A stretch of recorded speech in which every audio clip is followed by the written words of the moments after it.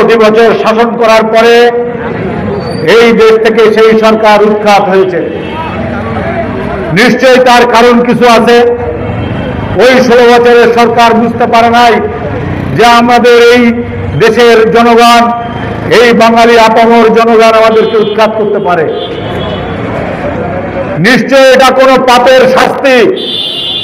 তারা কিন্তু জানতে পারে নাই যে আমরা উৎখাত হচ্ছি, কিন্তু উৎখাত হয়েছে।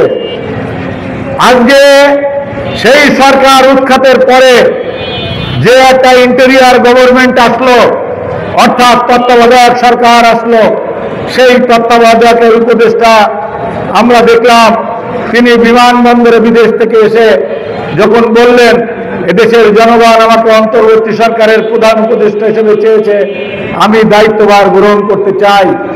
দায়িত্ব নেওয়ার আগে আমি কিছু বলতে চাই। কি বললেন উনি? যে বাংলাদেশ হিন্দু, মুসলিম, বৌদ্ধ, খ্রিস্টান বিভিন্ন উপজাতি আমরা সবাই এক পরিবারের সন্তান। এখানে আমরা এক পরিবারের সন্তান হিসেবে এই মাতৃভূমি, এই মায়ের সন্তান আমরা এই দেশটাকে উন্নয়ন করতে চাই, দুর্নীতি মুক্ত করতে চাই। আমরা সাম্প্রদায়িক সম্প্রীতির সাথে সকলে মিলেমিশে এই দেশটাকে বিশ্বের মানচিত্রে উপরে উঠাতে চাই।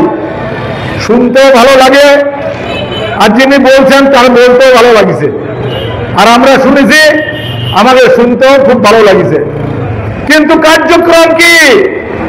উনি ওই চেয়ারে আসীন হয়ে উনি একজন নোবেল বিজয়ী শান্তিতে,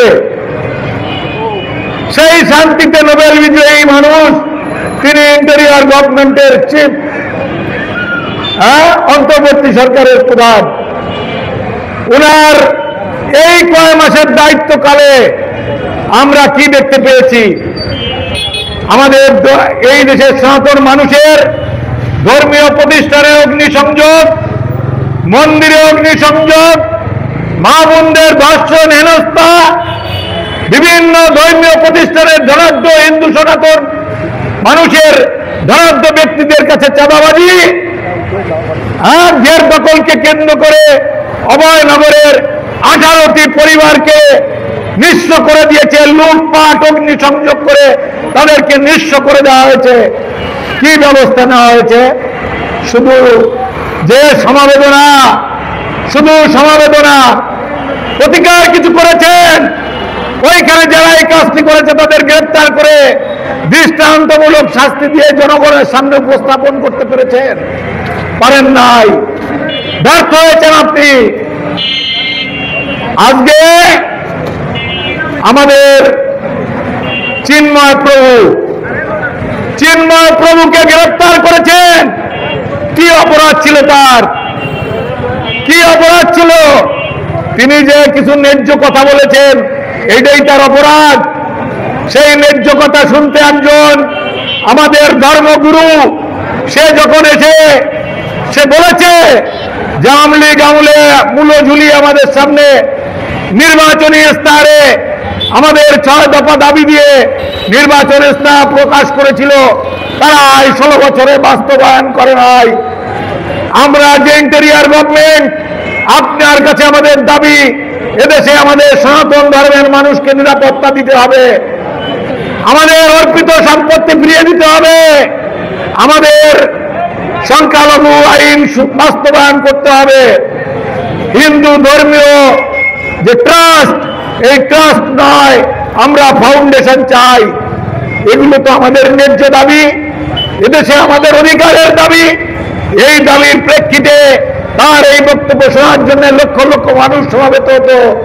আর আপনারা ভাবছেন এরা মনে হয় সরকার উৎখাতের ষড়যন্ত্র করে আমাদের গদি কাঁপিয়ে দিচ্ছে, এই জন্য তাকে আপনারা ঢুকিয়ে দিয়েছেন ভিতরে। এটা অন্যায়।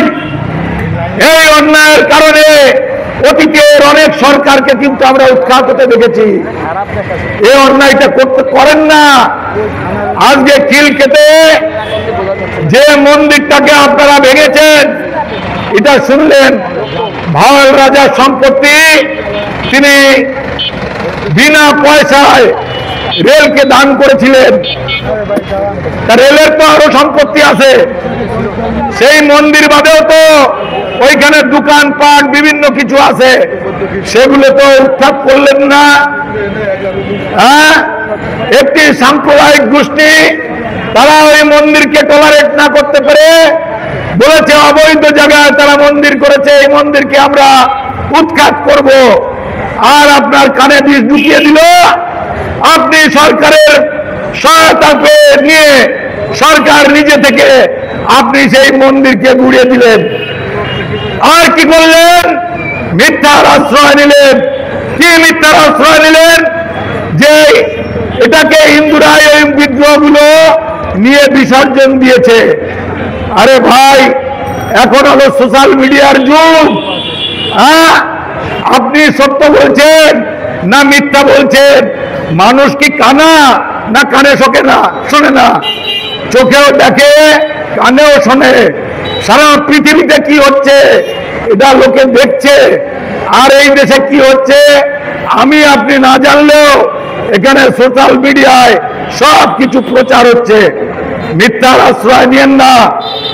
যে কোনো ধর্মীয় প্রতিষ্ঠান, সে গির্জা হোক, মসজিদ হোক, মন্দির হোক, প্যাগোডা হোক, সেখানে ধর্মপ্রাণ জনগোষ্ঠী যায় আল্লাহর দরবারে, ভগবানের দরবারে, যিশুর দরবারে, বৌদ্ধের দরবারে, সেখানে প্রার্থনা করতে যায়।